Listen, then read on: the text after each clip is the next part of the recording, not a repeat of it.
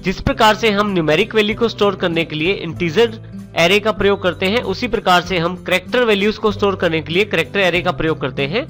यहाँ देखिए हमारे पास कैरेक्टर नेम है जिसमें हमने 20 इंडेक्स नंबर लिया है, अर्थात हमने 20 एलिमेंट्स क्रिएट किए हैं।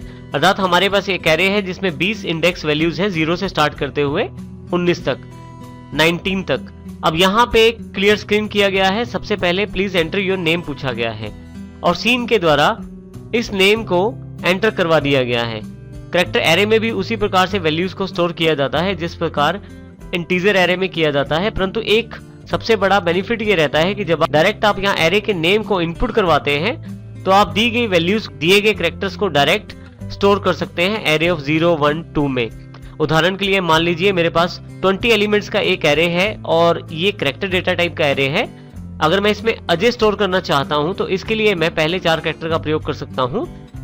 इसके लिए मैं एरे के पहले 4 एलिमेंट प्रयोग कर सकता हूं, जिसमें एरे ऑफ 0 में A, एरे ऑफ 1 में J, एरे ऑफ 2 में फिर से A और एरे ऑफ 3 में Y।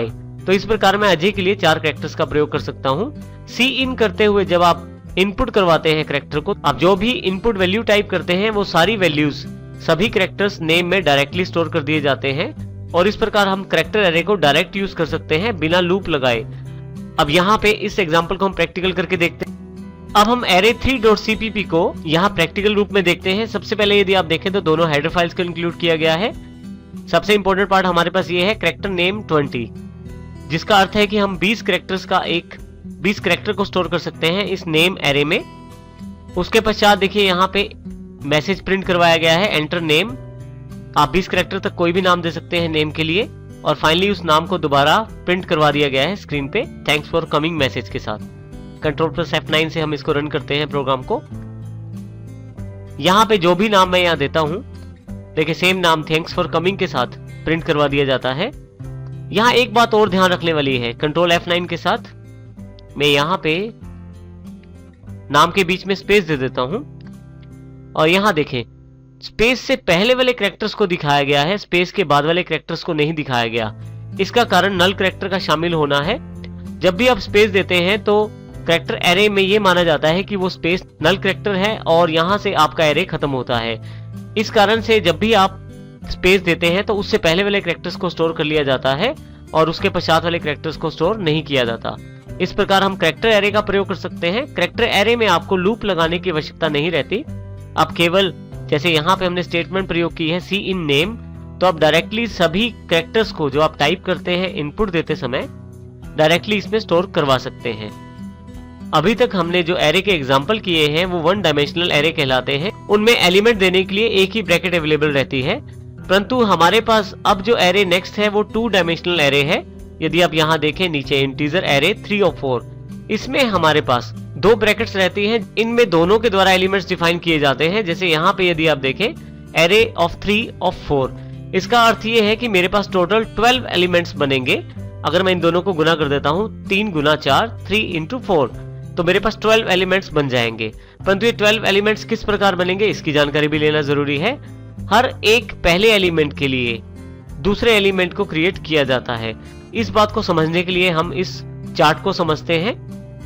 यहाँ हमने एग्जांपल लिया है, इसको समझने के लिए हम देखें रोज और कॉलम्स में बांट देते हैं दोनों इंडेक्सेस को। पहले वाला जो इंडेक्स है उसे हम रो मान रहे हैं यहाँ पे, जिसकी वैल्यू 3 है, और दूसरे वाले इंडेक्स को कॉलम माना जा रहा है जिसकी वैल्यू 4 है। अब यहाँ पे यदि इन रोज और कॉलम्स का एक इंडेक्स बनाया जाए तो कुछ इस प्रकार बनेगा, रो 0, रो 1, रो 2, क्योंकि एलिमेंट 0 से शुरू होते हुए लेस देन 3 तक जाएंगे, अर्थात 2 तक जाएंगे। इसी प्रकार कॉलम में भी कॉलम 0, कॉलम 1, 2 और 3, क्योंकि लेस देन 4 एलिमेंट्स यहाँ क्रिएट होंगे 0 से शुरू होते हुए। इसका अर्थ ये हुआ कि ये हमारे पास रोज और कॉलम्स अवेलेबल हो गए हैं। अब हम देखते हैं कि किस प्रकार हमारे एलिमेंट, हमारे इंडेक्सेस क्रिएट होंगे। सबसे पहले हर एक रो के लिए हर एक कॉलम का एलिमेंट क्रिएट किया जाएगा। जैसे रो 0 के लिए कॉलम 0 का एलिमेंट क्रिएट किया जाएगा, रो 0 के लिए कॉलम 1 का एलिमेंट क्रिएट किया जाएगा, रो 0 के लिए कॉलम 2 का एलिमेंट क्रिएट किया जाएगा, और इसी तरह से रो 0 के लिए कॉलम 3 का एलिमेंट क्रिएट किया जाएगा। हर एक रो के लिए ये कॉलम्स के एलिमेंट क्रिएट किए जाएंगे। इसी प्रकार जब रो 1 होगी तो उसके लिए भी यही चारों एलिमेंट्स दोबारा क्रिएट किए जाएंगे, और जब रो 2 होगी तो फिर सेम कार्य किया जाएगा। इसका अर्थ ये हुआ कि यदि रो नंबर्स को यहाँ कॉलम नंबर से मल्टीप्लाई किया जाए तो टोटल एलिमेंट्स हमारे पास अवेलेबल हो जाएंगे। आप यदि यहाँ सेल्स में देखें तो हर एक एलिमेंट एक एड्रेस की जानकारी देता है, जैसे एरे ऑफ 0, अर्थात जिसमें पहला एलिमेंट भी 0 है और दूसरा भी 0 है। दूसरे वाला एलिमेंट हमें अलग एड्रेस की जानकारी देता है, एरे ऑफ 0 इसी तरह से एरे ऑफ 0 इस प्रकार से हम इन इंडेक्सेस को क्रिएट करके इनमें वैल्यू स्टोर कर सकते हैं। इसको हम एग्जांपल से समझते हैं। array4.cpp के नाम से एग्जांपल हमारे पास उपलब्ध है। देखिए, जब हमने 1 डायमेंशनल एरे जिसमें एक ब्रैकेट अवेलेबल थी, उसमें जब वैल्यू स्टोर करनी थी तो हमने केवल एक लूप का प्रयोग किया था, परंतु यहाँ पे हमारे पास 2 स्क्वायर ब्रैकेट्स अवेलेबल हैं और इस कारण हम यहाँ पे 2 फॉर लूप्स का इस्तेमाल कर रहे हैं वैल्यूज को असाइन करने के लिए। देखिए, सबसे पहले RCT हमने 3 वेरिएबल लिए हैं। R रोज को रिप्रेजेंट कर रहा है, C कॉलम को और T टोटल को। उसके पश्चात हमने एक एरे डिक्लेयर किया है इंटीजर डेटा टाइप का, जिसमें 3 रोज और 4 कॉलम्स के साथ एलिमेंट अर्थात टोटल 12 एलिमेंट हमने बनाए हैं। रोज और कॉलम्स यहाँ पे सिर्फ समझाने के लिए हैं, एलिमेंट्स को इंडेक्स के अनुसार ही स्टोर किया जाएगा। उसके पश्चात ये वाला सेक्शन हमारे लिए मेन है, जिनमें हमने 2 लूप्स प्रयोग किए हैं, जिसमें हमने नेस्टेड लूप का प्रयोग किया है। जो आउटर लूप है उसमें हमने रो को लिया है 0, r इक्वल टू 0, r जब तक लेस देन 3 रहता है एग्जीक्यूट होगा ये लूप, और r को एक एक जोड़ते हुए। अंदर वाली जो लूप है, इनर लूप है, उसमें कॉलम को रिप्रेजेंट किया गया है c इक्वल टू 0, c 0 है स्टार्टिंग में, c जब तक 4 तक नहीं पहुंचता या 4 तक नहीं पहुंचता तब तक ये एग्जीक्यूट होती रहेगी लूप एक एक जोड़ते हुए। c जब तक 4 से छोटा है तब तक ये लूप एग्जीक्यूट होती रहेगी एक एक प्लस करते हुए c में।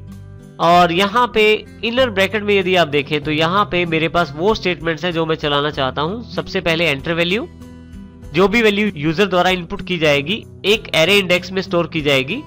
एरे इंडेक्स जो है वो रो और कॉलम से मिलके बना है।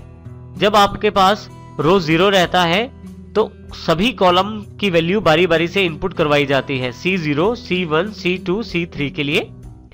इसी प्रकार से जब रो 1 हो जाती है अर्थात यहाँ इंक्रीमेंट हो जाता है आउटर लूप में, फिर से उसके लिए इनर लूप में C जो है फिर से स्टोर किया जाता है, C0, C1, C2, C3। इस प्रकार से हर R एलिमेंट के लिए बारी बारी से इनर लूप को चलाया जाता है और हर एक R के लिए बार बार C एलिमेंट्स को क्रिएट किया जाता है इनर लूप के द्वारा। जो भी एलिमेंट्स की वैल्यू दी जाती है यूजर के द्वारा उसको T के साथ जोड़ते हुए फिर से T में स्टोर कर दिया जाता है, जैसा हमने पहले भी एग्जांपल में देखा था, T का प्रयोग किया था। फाइनली इनर और आउटर लूप दोनों को बंद करने के पश्चात हम यहाँ टोटल प्रिंट करवा देते हैं, गेट ch और फिर से ब्रैकेट क्लोज।